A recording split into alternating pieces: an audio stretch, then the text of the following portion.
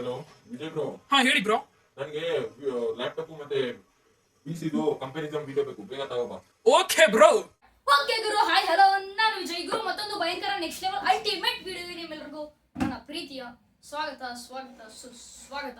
ಗುರು ಇವತ್ತಿನ ಈ ವಿಡಿಯೋದಲ್ಲಿ ನಾವು ಆಬ್ವಿಯಸ್ಲಿ ಲ್ಯಾಪ್ಟಾಪ್ ವರ್ಸಸ್ ಕಂಪ್ಯೂಟರ್ನ ಬಗ್ಗೆ ವಿಡಿಯೋ ಮಾಡ್ತಿದೀವಿ. ಯಾವುದು ಬೆಸ್ಟ್ ಗುರು? ಲ್ಯಾಪ್ಟಾಪ್ ಬೆಸ್ಟಾ ಕಂಪ್ಯೂಟರ್ ಬೆಸ್ಟಾ? ತುಂಬಾ ಜನ ಕೇಳಿದ್ರೆ ಲ್ಯಾಪ್ಟಾಪ್ ಹಾಗೂ ಕಂಪ್ಯೂಟರ್ಗಳ ಮಧ್ಯೆ ಏನ್ ವ್ಯತ್ಯಾಸ, ಏನ್ ಡಿಫ್ರೆನ್ಸ್ ಇರುತ್ತೆ ಅಂತ ತುಂಬಾ ಜನ ಕೇಳಿದ್ರೆ ಅವ್ರು ಹೇಳೋ ಪ್ರಕಾರ ಏನಿಲ್ಲ ಗುರು, ಲ್ಯಾಪ್ಟಾಪ್ ಆದ್ರೆ ಪೋರ್ಟಬಿಲಿಟಿ ಇರುತ್ತೆ, ಅದೇ ಒಂದ್ ವೇಳೆ ಕಂಪ್ಯೂಟರ್ ಆದ್ರೆ ನಮ್ಗೆ ಪೋರ್ಟಬಿಲಿಟಿ ಸಿಗಲ್ಲ ಅಂತ ಹೇಳ್ತಾರೆ. ಬಟ್ ಇದು ರಾಂಗ್ ಗುರು. ಹೌದು, ಇದು ಒಂದು ರೀತಿಯ ನಿಜ, ಇನ್ನೊಂದು ರೀತಿಯ ಸುಳ್ಳು. ಗುರು ಇವತ್ತಿನ ಶಿಸ್ತಾಗಿ ವಿಚಾರಕ್ಕೆ ಬರೋಣ. ಗುರು, ಲ್ಯಾಪ್ಟಾಪ್ ಮತ್ತು ಕಂಪ್ಯೂಟರ್ನ ಕಂಪ್ಯಾರಿಸನ್ ಬಂದ್ರೆ ಮೊದಲನೇದಾಗಿ ವೆಯ್ಟ್. ಹೌದು, ವೆಯ್ಟ್ ಮತ್ತೆ ಪೋರ್ಟಬಿಲಿಟಿ ವಿಚಾರಕ್ಕೆ ಬಂದ್ರೆ ಈ ಲ್ಯಾಪ್ಟಾಪ್ ನಮಗೆ ಸ್ವಲ್ಪ ವೆಯ್ಟ್ಲೆಸ್ ಇರುತ್ತೆ. ಹೇಗ್ ಬೇಕಾದ್ರೂ ಎಲ್ಲಿ ಬೇಕಾದ್ರೂ ಯಾವಾಗ ಬೇಕಾದ್ರೂ ಕ್ಯಾರಿ ಮಾಡ್ಕೊಂಡು ಹೋಗ್ಬೋದು. ಲ್ಯಾಪ್ಟಾಪ್ 3 ಇಂದ 4 ಟೈಪ್ಸ್ ಲ್ಯಾಪ್ಟಾಪ್ಸ್ ಸಿಗುತ್ತೆ. ನಮಗೆ ಪವರ್ಫುಲ್ ಲ್ಯಾಪ್ಟಾಪ್ ಸಹ ಸಿಗುತ್ತೆ, thin and light weight laptop ಸಹ ಸಿಗುತ್ತೆ, ಅಂಡ್ ಸ್ಕ್ರೀನ್ ಎಲ್ಲ ಸಣ್ಣದಾಗಿರೋದು ಕಾಂಪ್ಯಾಕ್ಟ್ ಸೈಜ್ ಅಲ್ಲಿ ಇರೋ ಲ್ಯಾಪ್ಟಾಪ್ ಸಹ ನಮ್ಗೆ ಸಿಗುತ್ತೆ. ಅದೇ ರೀತಿ ನಮಗೆ PC ಸಿಗಲ್ಲ. ಅಂಡ್ ಲ್ಯಾಪ್ಟಾಪ್ ನಾವು ಎಲ್ಲಿ ಬೇಕಾದ್ರೂ ಹೇಗ್ ಬೇಕಾದ್ರೂ ಯಾವಾಗ ಬೇಕಾದ್ರೂ ಕ್ಯಾರಿ ಮಾಡ್ಬೋದು.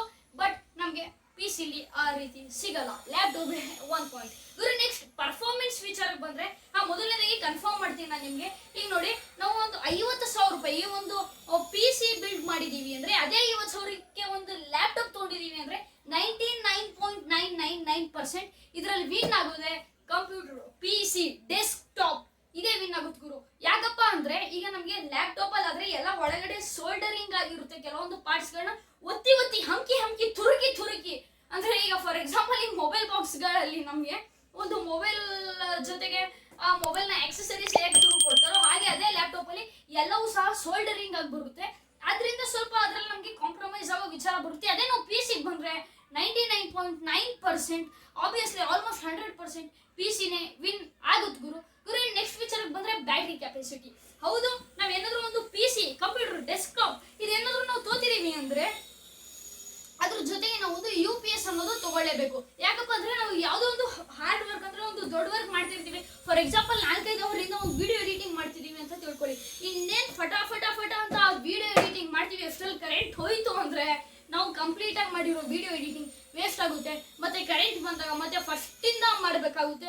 ಅಂಡ್ ಈ ರೀತಿ ಕರೆಂಟ್ ಹೋಗೋದು ಬರೋದು ಅದರಿಂದ PC ಇರುವ ಕೆಲವೊಂದು ಪಾರ್ಟ್ಸ್ ಗಳು ಹಾಳಾಗುತ್ತೆ. For example mother board, RAM slot ಅದೆಲ್ಲ ಸ್ವಲ್ಪ PC-ಲಿ ಪ್ರಾಬ್ಲಮ್ಸ್ ಆಗುತ್ತೆ. ಅದರಿಂದ ಇದರ ಜೊತೆ UPS ಅವಶ್ಯಕತೆ ಇದ್ದೇ ಇರುತ್ತೆ. ಅದೇ ನಾವು ಲ್ಯಾಪ್ಟಾಪ್ ವಿಚಾರಕ್ಕೆ ಬಂದ್ರೆ ಹಾಗಲ್ಲ ಗುರು.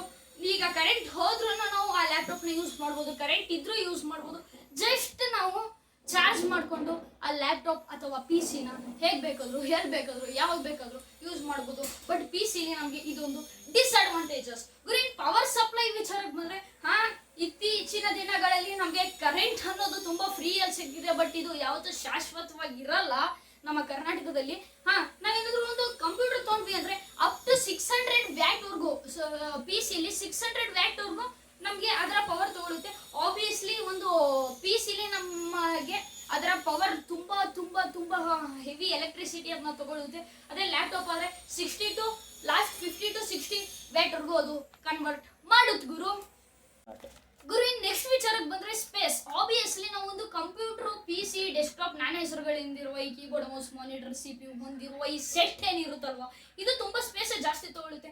ಆಬ್ವಿಯಸ್ಲಿ ನಾವು ಒಂದು PC ತಗೋತಿದೀವಿ ಅಂದ್ರೆ ಅದಕ್ಕೆ ಟೇಬಲ್ ಬೇಕು, ಅಂಡ್ ಅದಕ್ಕೆ ನಮಗೆ UPS ಬೇಕು, ಅಂಡ್ ಸ್ಪೇಸು ಬೇಕು ಗುರು. ಅದೇ ಲ್ಯಾಪ್ಟಾಪ್ ಅಲ್ಲಿ ಹಂಗಲ್ಲ ಗುರು. ನಮಗೆ ಕರೆಂಟ್ ಇಲ್ಲದೆ ಇದ್ರೂ ಯೂಸ್ ಮಾಡ್ಬೋದು. ಅಂಡ್ ಕಾಂಪೇಬಿಲಿಟಿ ಅಂತೂ ತುಂಬಾ ಇರುತ್ತೆ. ಈಸಿಯಾಗಿ ನಾವು ಪೋರ್ಟಬಿಲಿಟಿ ಅನ್ನೋದು ಅದ್ರಲ್ಲಿ ನಮ್ಗೆ ಸಿಗುತ್ತೆ ಲ್ಯಾಪ್ಟಾಪ್ ಅಲ್ಲಿ. ಹೇಗ್ ಬೇಕಾದ್ರೂ ಎಲ್ಲಿ ಬೇಕಾದ್ರೂ ನಾವು ನಮ್ಮ ಫಾರ್ ಎಕ್ಸಾಂಪಲ್ ಒಂದು ಬಸ್ಸಲ್ಲಿ, ಟ್ರೈನಲ್ಲಿ ಹೋಗ್ತಿದೀವಿ ಅಂದ್ರೆ ನಮ್ಮ ಕಾಲ್ಗಳ ಮೇಲೆ, ನಮ್ಮ ತೊಡೆಗಳ ಮೇಲೆ ಇಟ್ಕೊಂಡು ಆ ಲ್ಯಾಪ್ಟಾಪ್ನ ನಾವು ಈಸಿಯಾಗಿ ಆಪರೇಟ್ ಮಾಡ್ಬೋದು. ಬಟ್ ಕಂಪ್ಯೂಟರ್ ಹಂಗಲ್ಲ ಗುರು. ನೆಕ್ಸ್ಟ್ ವಿಚಾರಕ್ಕೆ ಬಂದ್ರೆ ಗ್ರಾಫಿಕ್ ಕಾರ್ಡ್. ಹೌದು, ಈ ಕಂಪ್ಯೂಟರ್ ಏನಿರುತ್ತಲ್ವಾ ಲ್ಯಾಪ್ಟಾಪ್ಗಿಂತಲೂ ತುಂಬಾ ಅಂದ್ರೆ ಲ್ಯಾಪ್ಟಾಪ್ಗಿಂತಲೂ ಸ್ವಲ್ಪ ದೊಡ್ಡ ಸೈಜ್ ಅಲ್ಲಿ ಈ PC-ಯ ಗ್ರಾಫಿಕ್ ಕಾರ್ಡ್ ಇರುತ್ತೆ. ಅದೇ ನಾವು ಏನಾದ್ರು ಈ ಲ್ಯಾಪ್ಟಾಪ್ ವಿಚಾರಕ್ಕೆ ಬಂದ್ರೆ ಸ್ವಲ್ಪ ಈ PC-ಲಿರುವ ಗ್ರಾಫಿಕ್ ಕಾರ್ಡ್ಗಿಂತಲೂ ಆಲ್ಮೋಸ್ಟ್ ತುಂಬಾ ಚಿಕ್ಕದಾಗಿರುತ್ತೆ. ಹೌದು, ನೀವೇನಾದ್ರೂ ಒಂದು ಲ್ಯಾಪ್ಟಾಪ್ ತಗೋತಿದ್ದೀರಾ ಅಂದ್ರೆ ಇಂಟಿಗ್ರೇಟೆಡ್ ಗ್ರಾಫಿಕ್ ಕಾರ್ಡ್ ತಗೊಳ್ಳಿ. ನೆಕ್ಸ್ಟ್ ವಿಚಾರಕ್ಕೆ ನಾವೇನಾದ್ರೂ ಬಂದ್ರೆ ಆಬ್ವಿಯಸ್ಲಿ ವಾರಂಟಿ. ಹೌದಾ, ನಾವು ಒಂದು ಯಾವುದೇ ರೀತಿಯ ಲ್ಯಾಪ್ಟಾಪ್ ಅಥವಾ PC ನ ಬೈ ಮಾಡ್ತಿದೀವಿ ಅಂದ್ರೆ ವಾರಂಟಿ ಸಹ ತುಂಬಾ ತುಂಬಾ ತುಂಬಾ ಇಂಪಾರ್ಟೆಂಟ್ ಆಗುತ್ತೆ. ನಾವ್ ಏನಾದ್ರು ಒಂದು ಲ್ಯಾಪ್ಟಾಪ್ ತಗೋತಿದೀವಿ ಅಂದ್ರೆ ಆ ಒಂದು ಬ್ರ್ಯಾಂಡೆಡ್ ಲ್ಯಾಪ್ಟಾಪ್ ಆದ್ರೂ ಆಗ್ಲಿ ಅಥವಾ ಲೇಟೆಸ್ಟ್ ಆಗಿರೋ ಹೊಸ ಬ್ರ್ಯಾಂಡ್ ನ ಲ್ಯಾಪ್ಟಾಪ್ ಆದ್ರೂ ಆಗ್ಲಿ ಅದ್ರ ಜೊತೆ ನಮ್ಗೆ ವಾರಂಟಿ ಸಿಗುತ್ತಲ್ವಾ ಗುರು.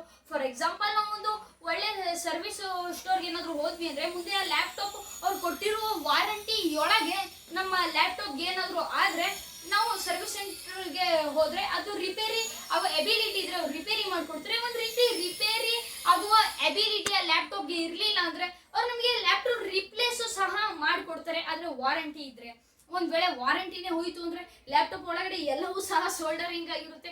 ಅದರಿಂದ ಕಂಪಾರ್ಟ್ಮೆಂಟ್ಸ್ ಅನ್ನೋದು ತುಂಬಾ ಬಿಚ್ಚಿ, ಅದಾದ್ಮೇಲೆ ನಮ್ಗೆ ಫಾರ್ ಎಕ್ಸಾಂಪಲ್ ಲ್ಯಾಪ್ಟಾಪ್ ಒಳಗಡೆ ಸೋಲ್ಡರಿಂಗ್ ಆಗಿರುವ ಕೆಲವೊಂದು ಪಾರ್ಟ್ಸ್ ನ ಭಾಗಗಳು ನಮ್ಗೆ ಮಾರ್ಕೆಟ್ ಅಲ್ಲಿ ಅವೈಲೇಬಲ್ ಸಿಗೋದಿಲ್ಲ.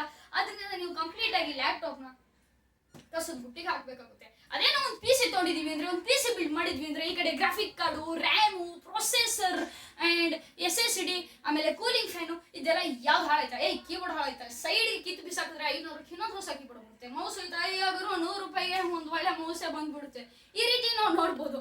ಅದೇ ನಮಗೆ ರ್ಯಾಮ್ ಬೇಕಾದ್ರೆ ನಾವು ಮುಂದೆ ಫ್ಯೂಚರ್ ಅಲ್ಲಿ ಅಪ್ಗ್ರೇಡ್ ಮಾಡ್ಬೋದು. 2-3 ಇಯರ್ಸ್ ಇಂದ ನಾನು 8 GB ರ್ಯಾಮ್ ನ ಯೂಸ್ ಮಾಡ್ತೀನಿ. ಮುಂದೆ ನನಗೆ ಸ್ವಲ್ಪ ಈಗ DDR4 ಅಲ್ಲಿ ಇದ್ದೀನಿ, ಮುಂದೆ DDR5 ಹೋಗ್ತೀನಿ. ಆಮೇಲೆ ನಾನು ರ್ಯಾಮ್ ಸಹ ಅಪ್ಗ್ರೇಡ್ ಮಾಡ್ಬೋದು, SSD ಸಹ ಅಪ್ಗ್ರೇಡ್ ಮಾಡ್ಬೋದು. PC ಇಲ್ಲಾದ್ರೆ ಈ ರೀತಿಯ ತೊಂದರೆಗಳು ನಿಮ್ಗೆ ಫೇಸ್ ಮಾಡೋಕೆ ಸಿಗಲ್ಲ. ಗುರು ನೆಕ್ಸ್ಟ್ ಫೀಚರ್ ಬಂದ್ರೆ ವಾರಂಟಿ ಬಗ್ಗೆ ಆಲ್ರೆಡಿ ಹೇಳಿದೀನಿ ಗುರು.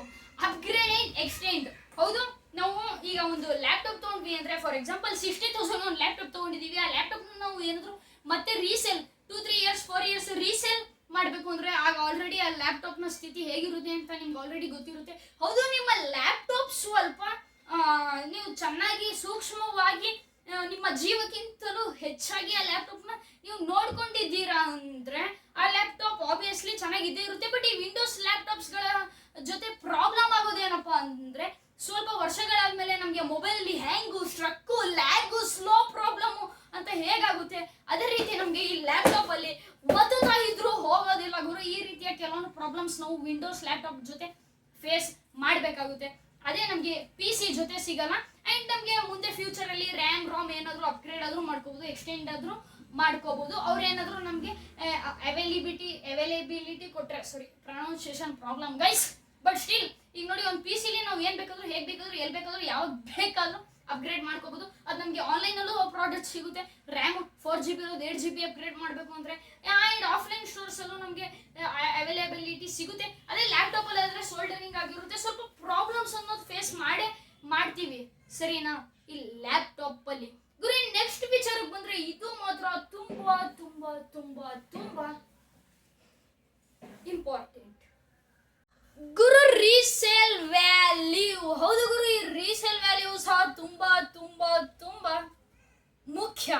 ನಾವು ಲ್ಯಾಪ್ಟಾಪ್ ವಿಚಾರಕ್ಕೆ ಬಂದ್ವಿ ಅಂದ್ರೆ ಮೊದಲನೇದಾಗಿ ಗುರು ನಾವು ಒಂದು ಲ್ಯಾಪ್ಟಾಪ್ ತಗೋತೀವಿ 60,000ಗೆ. 1-2-3 ಇಯರ್ಸ್ ಆದ್ಮೇಲೆ ಆ ಲ್ಯಾಪ್ಟಾಪ್ ನಾವು ಸೇಲ್ಗೆ ಏನಾದ್ರು ಇದ್ವಿ ಅಂದ್ರೆ 6,000 ಇಂದ 12,000 ಬರುತ್ತೆ. ಆಗ ನಮ್ಮ ಮನಸ್ಸಿಗೆ ಸೂಜಿ ಚುಚ್ಚಿ ತೆಗೆದಂತಾಗುತ್ತೆ. ಆಬ್ವಿಯಸ್ಲಿ ನಮಗೆ ವರ್ತ್ ಇಟ್ ಪ್ರೈಸ್ ಅಂತೂ ಬೇಕು ಗುರು, ಅರ್ಧ ಬೆಲೆಗಾದ್ರು. ಅದೇ ನಾವು ಏನಾದ್ರು ಒಂದು ಫಾರ್ ಎಕ್ಸಾಂಪಲ್ PC ತಗೊಂಡ್ವಿ ಅಂದ್ರೆ ಹೆಡ್ಫೋನ್ ಅದು ಸೇಲ್ ಮಾಡ್ಬೋದು, ಕೀಬೋರ್ಡ್ ಸೇಲ್ ಮಾಡ್ಬೋದು, ಅಥವಾ ನಮ್ಮ PC 4 GB ರ್ಯಾಮ್ ನ ಸೇಲ್ ಮಾಡಿಬಿಟ್ಟು 8 GB ರ್ಯಾಮ್ ನ ತಗೋಬಹುದು. ಈ ರೀತಿ ಹೇಗ್ ಬೇಕಾದ್ರೂ ಎಲ್ಲಿ ಬೇಕಾದ್ರೂ ಯಾವ್ದು ಬೇಕಾದ್ರೂ ಯಾವ ಪ್ರಾಡಕ್ಟ್ ಬೇಕಾದ್ರೂ ಸಹ ನಾವು ತಗೋಬಹುದು ಗುರು. ನೆಕ್ಸ್ಟ್ ಫೀಚರ್ಗೆ ನಾವೇನಾದ್ರೂ ಬಂದ್ರೆ, ಹೌದು ನಮ್ಗೆ ಈ PC ಇಲ್ಲಾದ್ರೆ ನಮ್ಮ ಹತ್ರ ಜಾಸ್ತಿ ಆಕ್ಸೆಸರೀಸ್ ನಾವ್ ಏನಾದ್ರು ತಗೊಂಡ್ವಿ ಅಂದ್ರೆ ಈಗ for example mouse pad, keyboard, mouse, ಅದಾದ್ಮೇಲೆ ಇನ್ನು ಹಲವಾರು ವಸ್ತುಗಳು ಕಾಂಪೋನೆಂಟ್ಸ್ ನಮಗೆ ಈ PC ಸಿಗುತ್ತೆ. ಈಗ ಫಾರ್ ಎಕ್ಸಾಂಪಲ್ ನಮ್ಮ ಹತ್ರ ಫ್ಲಾಟ್ ಮಾನಿಟರ್ ಇರುತ್ತೆ, ಫಟ್ ಅಂತ ಸೇಲ್ ಮಾಡಿಬಿಟ್ಟು ಥಟ್ ಅಂತ ನಾವು ಕರ್ವ್ಡ್ ಮಾನಿಟರ್ ಸಹ ನಾವು ತಗೋಬಹುದು ಗುರು.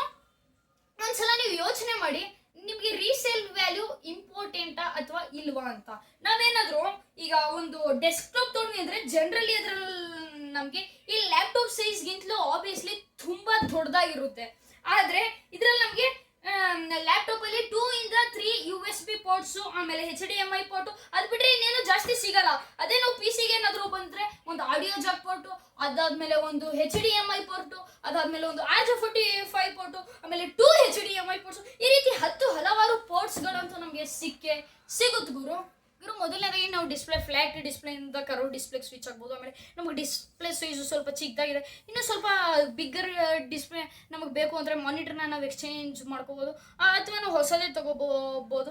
ಆಮೇಲೆ ನಮಗೆ ಈ ಮಾನಿಟರ್ನ ಕ್ವಾಲಿಟಿ ಆ್ಯಂಡ್ ಕ್ಲಾರಿಟಿ ನಮಗೆ ಸ್ವಲ್ಪ ಕಣ್ಣಿಗೆ ಚೆನ್ನಾಗಿಲ್ಲ ಅಂದರೆ 2K ಇಂದ 4K 4K ಇಂದ 6K ಈ ರೀತಿ ಸ್ವಲ್ಪ HD ಫುಲ್ HD ಈ ಮಾನಿಟರ್ಸು ಸಹ ನಾವು ಸ್ವಲ್ಪ ಅಪ್ಗ್ರೇಡ್ ಮಾಡ್ಕೋಬೋದು ಗುರು. ಐ ಹೋಪ್ ನಿಮಗೆ ಈ ವಿಡಿಯೋ ಕಂಪ್ಲೀಟಾಗಿ ಅರ್ಥ ಆಗಿದೆ ಅಂತ ಅನ್ಕೋತೀನಿ. ಬಟ್ ಸ್ಟಿಲ್ ನಿಮ್ಗೆ ಏನಾದರೂ ಸ್ವಲ್ಪ ಕನ್ಫ್ಯೂಷನ್ ಇತ್ತು ಅಂದರೆ ಸಿಂಪಲ್ ಆಗಿ ಹೇಳೋಕ್ಕೆ ಟ್ರೈ ಮಾಡ್ತೀನಿ, ಕ್ಲಾರಿಫೈ ಮಾಡ್ತೀನಿ. ಕೇಳಿ ಗುರು. ಮೊದಲನೇದಾಗಿ ನಿಮ್ಗೆ ಏನಾದರೂ ಒಂದು ಪೀಸ್ ಆಫ್ ಮೈಂಡಿಂದ ಅಂದರೆ ನನಗೆ ಇದು ಯಾವುದು ಅಪ್ಗ್ರೇಡು ಎಕ್ಸ್ಚೇಂಜ್ ಜಂಜಾಟ ಬೇಡ ಗುರು, ನಾನೊಂದು ಒಳ್ಳೆ ಲ್ಯಾಪ್ಟಾಪ್ ತೊಗೋತೀನಿ. ನನಗೆ ಒಂದು ಒಳ್ಳೆ ಬೇಸಿಕ್ ವರ್ಕ್ ಇದೆ, ನನಗೆ ಎಲೆಕ್ಟ್ರಿಸಿಟಿ ಇಲ್ಲದೇನೂ ನಾನು ವರ್ಕ್ ನಡಿಬೇಕು ಗುರು. ಪೀಸ್ ಆಫ್ ಮೈಂಡಿಂದ ನೆಮ್ಮದಿಯಿಂದ ಲ್ಯಾಪ್ಟಾಪ್ನ ಮೇಲಾಗಿ ಓಪನ್ ಮಾಡಿ ತೆಳ್ಳಗೆ ಚಾರ್ಜ್ ಮಾಡಿ ಸುಖವಾಗಿ ನಿಮ್ಮ ವರ್ಕ್ನ ಮಾಡಿಕೊಂಡು ಮತ್ತೆ ಅದನ್ನ ನೀವೇನಾದರೂ ಸೈಡ್ ಇಡ್ತೀನಿ ಅಂದರೆ ನೀವು ಲ್ಯಾಪ್ಟಾಪ್ ತೊಗೊಳ್ಳಿ. ಹಾಗಾದ್ರೆ ಇನ್ನೊಂದು ನಿಮ್ಮಲ್ಲಿ ತುಂಬ ಜನಕ್ಕೆ ಅನ್ನಿಸ್ಬಾರ್ದು ನಾವು PC ಲಾಂಗ್ ಟೈಮ್ವರೆಗೂ ಯೂಸ್ ಮಾಡ್ಬೋದು, ಲ್ಯಾಪ್ಟಾಪು ಕಡಿಮೆ ಕಡಿಮೆ ದಿನದವರೆಗೂ ಯೂಸ್ ಮಾಡೋದು. ಲ್ಯಾಪ್ಟಾಪ್ ಆದರೆ 3-4 ಇಯರ್ಸ್ ಆಗುತ್ತೆ, PC ಆದರೆ ಮುಂದೆ ಜಾಸ್ತಿ ವರ್ಷ ಆಗುತ್ತೆ ಅಂದರೆ ನೀವು ಜಾಸ್ತಿ ಜಂಜಾಟ ಇದನ್ನ ತೊಗೊಳಕ್ಕೆ ಹೋಗ್ಬಿಡಿ. ಯಾಕಪ್ಪ ಅಂದರೆ ಈಗ ನೀವು ಈ ಕಡೆ 30K ಅಂದರೆ 30,000 ರೂಪಾಯಿದ ಒಂದು ಲ್ಯಾಪ್ಟಾಪ್ 30,000 ರೂಪಾಯಿದ ಒಂದು PC ಬಿಲ್ಡ್ ಮಾಡಿದ್ದೀರಾ ಅಂದರೆ ನಿಮಗೆ ಒಂದು 4-5 ಇಯರ್ಸ್ ಆದಮೇಲೆ ಇನ್ನೂ ಹೈ ಎಂಡ್ ಪವರ್ ಬೇಕಾಗಿರುತ್ತೆ. ಆಗ ಈ PC ಬಿಲ್ಡ್ ನೀವು ಸ್ವಲ್ಪ ಅಪ್ಗ್ರೇಡ್ ಮಾಡೋಕ್ಕೆ ಈ PCನ ಕೆಲವೊಂದು ಕಾಂಪೋನೆಂಟ್ಸ್ 4GB ಇರೋ RAM 8GB ಆಮೇಲೆ 512GB ಇರೋ SSD 1TB SSD ಈ ರೀತಿ ಸ್ವಲ್ಪ ಇದರಲ್ಲಿ ನೀವು ಅಪ್ಗ್ರೇಡ್ ಮಾಡ್ಕೋಬೇಕು ಅಂದರೆ ಆಲ್ಮೋಸ್ಟ್ ಗ್ರಾಫಿಕ್ ಕಾರ್ಡ್ಸು ಆಮೇಲೆ ಮಾನಿಟ್ರು ಕೀಬೋರ್ಡು ಮೆಕ್ಯಾನಿಕಲ್ ಕೀಬೋರ್ಡಿಂದ ಬೇಸಿಕ್ ಕೀಬೋರ್ಡಿಂದ ಮೆಕ್ಯಾನಿಕಲ್ ಕೀಬೋರ್ಡು ವೈರ್ಡ್ ಕೀಬೋರ್ಡಿಂದ ವೈರ್ಲೆಸ್ ಕೀಬೋರ್ಡು ಇದಕ್ಕೆಲ್ಲ ನೀವು ಸ್ವಿಚ್ ಆಗಬೇಕಂದ್ರೆ ಇದಕ್ಕೂ ಖರ್ಚು ಹತ್ತುತ್ತೆ. ನೀವು ಪೀಸ್ ಆಫ್ ಮೈಂಡಿಂದ ಇದಕ್ಕೆಷ್ಟು ಖರ್ಚು ಹತ್ತುತ್ತೆ ಅದೇ ದುಡ್ಡಲ್ಲಿ ನೀವು ಒಂದು ಲ್ಯಾಪ್ಟಾಪು ತೊಗೋಬೋದಲ್ವ ಗುರು. ಇನ್ನು ನಿಮಗೆ ಸ್ವಲ್ಪ ಹೈ ಎಂಡ್ ವರ್ಕ್ ಮಾಡ್ತೀನಿ ಗುರು, ನಾನು ಲಾಂಗ್ ಟರ್ಮ್ ಯೂಸ್ ಮಾಡ್ಕೋತೀನಿ, ಕಾಲಕ್ಕೆ ತಕ್ಕಂತೆ ಅಪ್ಗ್ರೇಡು ಎಕ್ಸ್ಟೆಂಡ್ ಎಲ್ಲ ಮಾಡ್ಕೊಂಡಿರ್ತೀನಿ. ನಾನು ಜಾಸ್ತಿ ರೀಲ್ಸ್ ಬೇಡ, ಕಾಲಕ್ಕೆ ತಕ್ಕಂತೆ ನಾನು ಅಪ್ಗ್ರೇಡ್ ಮಾಡ್ಕೊಂಡು ಆರಾಮಾಗಿ ನೆಮ್ಮದಿಯಿಂದ ಇರ್ತೀನಿ. ನನಗೆ ಪರ್ಫಾರ್ಮೆನ್ಸ್ ಮಾತ್ರ ಸಖತ್ತಾಗಿರ್ಬೇಕು. ಈ ಲ್ಯಾಪ್ಟಾಪ್ಗಿಂತಲೂ ನಾನು ಅದ್ರ ಬಗ್ಗೆ ಎಲ್ಲ ತಲೆನೂ ಕೆಡಿಸ್ಕೊಳ್ಳಲ್ಲ. ಆಮೇಲೆ ನನಗೆ ರೀಸೇಲ್ ವ್ಯಾಲ್ಯೂ ಸಹ ಸ್ವಲ್ಪ ಚೆನ್ನಾಗಿರ್ಬೇಕು. ನಾನು ಸ್ವಲ್ಪ ದೊಡ್ಡ ಸ್ಕ್ರೀನ್ ಬೇಕು, ನನಗೆ ಕಾಲಕ್ಕೆ ತಕ್ಕಂತೆ ಕೀಬೋರ್ಡ್ನ ಎಲ್ಲ ಅಪ್ಗ್ರೇಡ್ ಮಾಡ್ಕೋಬೇಕು, ಮಾನಿಟರ್ ಎಲ್ಲ ಅಪ್ಗ್ರೇಡ್ ಮಾಡ್ಕೋಬೇಕು ಅಂತ ನೀವೇನಾದರೂ ಅಂದ್ಕೊಂಡಿದ್ದೀರಿ ಆಬ್ವಿಯಸ್ಲಿ ನೀವು PCಗೆ ಹೋಗ್ಬೋದು. ಆ್ಯಂಡ್ ಇದರಲ್ಲಿ ನಿಮಗೆ ಯಾವುದೇ ರೀತಿಯ ಡೌಟ್ಸ್ ಇದ್ರೆ ನನ್ನ ಕಮೆಂಟ್ ಬಾಕ್ಸಲ್ಲಿ ಕಮೆಂಟ್ ಮಾಡಿ, ನಿಮ್ಮ ಕಮೆಂಟ್ಗೆ ನನ್ನ ರಿಪ್ಲೈ ಇರುತ್ತೆ. ಈ ವಿಡಿಯೋ ಇಷ್ಟ ಆದರೆ ಲೈಕ್ ಮಾಡಿ, ಶೇರ್ ಮಾಡಿ, ಸಬ್ಸ್ಕ್ರೈಬ್ ಮಾಡಿ, ಬೆಲ್ ನೋಟಿಫಿಕೇಶನ್ ಆನ್ ಮಾಡಿ. ಗಂಟೆನೂ ಹೊಡಿರಪ್ಪ ಸಬ್ಸ್ಕ್ರೈಬ್ ಬಟನ್ದು. ಆ್ಯಂಡ್ ಯಾವುದೇ ರೀತಿ ಟೆಕ್ ರಿಲೇಟೆಡ್ ಡೌಟ್ಸ್ ಇದ್ರೆ ಕಮೆಂಟ್ ಮಾಡಿ, ನಿಮ್ಮ ಕಮೆಂಟ್ಗೆ ನಂದು ರಿಪ್ಲೈ ಇರುತ್ತೆ.